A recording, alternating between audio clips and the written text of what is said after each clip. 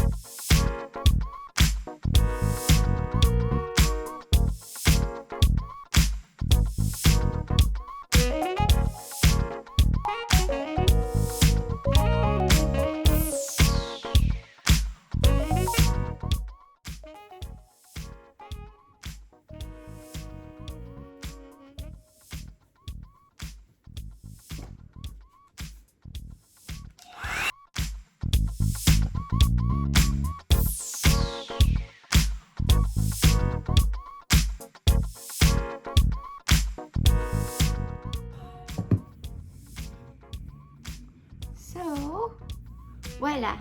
6 minutes ko siyang napatuyo. So, ayan. Fully dry na yung hair ko. And, tignan niyo yung result, diba? Shiny siya.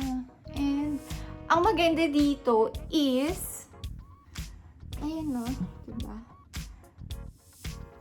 So, ang kagandahan nito is, since maiksi yung buhok ko and maganda siya na naka-curve, ang ganda niya, at least ang dali-dali niyang gamitan. Nakita nyo naman, di ba, iniikot-ikot ko lang siya. And the more na medyo nasasabunot ka, the more na mas maganda siya. So, ayan siya. And am I recommending this? Of course, I am recommending this. Tignan nyo, di ba? Ang ganda ng, alam mo yung parang kaya pala salon blow dry siya. Kasi parang sa salon ka nagpa-blow dry, yung merong pa ganyan. Dahil nga, alam mo yung naiikot-ikot mo siyang ganyan. And the more na nahihila yung hair mo, the more na mas gumaganda siya. The more mas straight yung result niya. So, ayan yung hair ko. Ayan yung result ng hair ko. And, very recommended to sa mga hair with the same length like this or dito, hanggang dito. I think okay din to sa mahabang buhok as long as manipis lang ang hair mo or kapag makapal ang buhok mo. Pero it will work kung isi-section mo yung hair mo.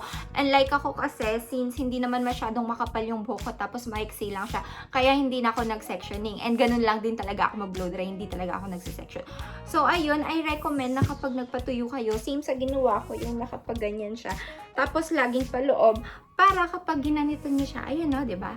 Ang ganda, perfect. And ang maganda din dito dahil may ionic technology siya, or ionic system, kaya maganda din siya. Straight and shiny ang result niya. Nabili ko to sa Ocean Supermarket dito sa France, and I think this is also available in Amazon. And this is 59 euro. And ayun, sulit na siya, diba? So in my case, at least I don't need a brush kasi meron na siyang brush. I don't need a blow dryer kasi blow dryer naman na to. And hindi ko din kailangan ng magplansya ng buhok ko, so less damage siya on your part. And mas maganda din maglagay ng serum bago magpatuyo ng buhok. Pero since ako nagkaka-pimple ako sa serum or any oil, kaya hindi ako naglalagay. Anyway, naka-hair mask naman lagi ang hair ko. So, ayun lang. Thank you so much for watching. Bye guys! Like and subscribe!